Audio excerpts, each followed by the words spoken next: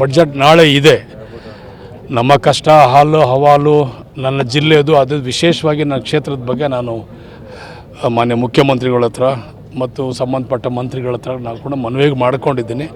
ಎಷ್ಟರ ಮಟ್ಟಿಗೆ ನಮ್ಮನ್ನು ಸ್ಪಂದಿಸ್ತಾರೆ, ಎಷ್ಟರ ಮಟ್ಟಿಗೆ ನನಗೆ ಸಹಾಯ ಮಾಡ್ತಾರೆ ಅಂದರೆ ಮುಂದೆ ನಾಳೆ ಗೊತ್ತಾಗ್ತದೆ. ಎಲ್ಲನೂ ಕೂಡ ಬಡ್ಜೆಟಲ್ಲಿ ಏನೆಲ್ಲ ನಮ್ಗೆ ಅವಕಾಶ ಮಾಡಿಕೊಡ್ತಾರೆ ನನ್ನ ಕ್ಷೇತ್ರಕ್ಕೆ ಅಂಥೇಳಿ. ನಾನಂತೂ ಕೂಲಂಕುಷವಾಗಿ ರೇಷ್ಮೆ ಇರ್ಬೋದು, ರಸ್ತೆ ಚರಂಡಿ ಇರ್ಬೋದು, ಶಿಕ್ಷಣ ಇರ್ಬೋದು, ಆರೋಗ್ಯ ಇರ್ಬೋದು, ಎಲ್ಲ ರೀತಿಯಾದಂಥ ವಿಷಯಗಳನ್ನು ನಾನು ಮುಖ್ಯಮಂತ್ರಿಗಳ ಗಮನಕ್ಕೆ ತಂದಿದ್ದೀನಿ. ನೋಡೋಣ ಯಾವ ರೀತಿ ಅವ್ರು ಸ್ಪಂದಿಸ್ತಾರೆ ಅಂತ ಮುಂದೆ ನಾಳೆ ಗೊತ್ತಾಗುತ್ತೆ ನನಗೆ. ಬಡ್ಜೆಟ್ ನಾಳೆ ಇದೆ. ನಮ್ಮ ಕಷ್ಟ ಹಾಲು ಹವಾಲು ನನ್ನ ಜಿಲ್ಲೆಯದು, ಅದು ವಿಶೇಷವಾಗಿ ನನ್ನ ಕ್ಷೇತ್ರದ ಬಗ್ಗೆ ನಾನು ಮಾನ್ಯ ಮುಖ್ಯಮಂತ್ರಿಗಳ ಹತ್ರ ಮತ್ತು ಸಂಬಂಧಪಟ್ಟ ಮಂತ್ರಿಗಳ ಹತ್ರ ನಾನು ಕೂಡ ಮನವಿ ಮಾಡಿಕೊಂಡಿದ್ದೀನಿ.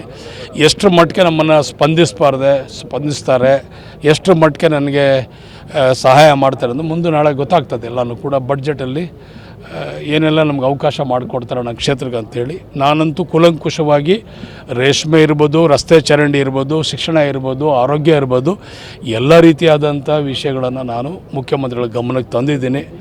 ನೋಡೋಣ ಯಾವ ರೀತಿ ಅವ್ರು ಸ್ಪಂದಿಸ್ತಾರೆ ಅಂತ ಮುಂದೆ ನಾಳೆ ಗೊತ್ತಾಗುತ್ತೆ ನನಗೆ. ಕರುನಾಡು ಟೈಮ್ಸ್ ಚಾನೆಲ್ನಲ್ಲಿ ಸುದ್ದಿ ಮತ್ತು ಜಾಹೀರಾತು ನೀಡಲು ಈ ನಂಬರ್ಗೆ ಕರೆ ಮಾಡಿ.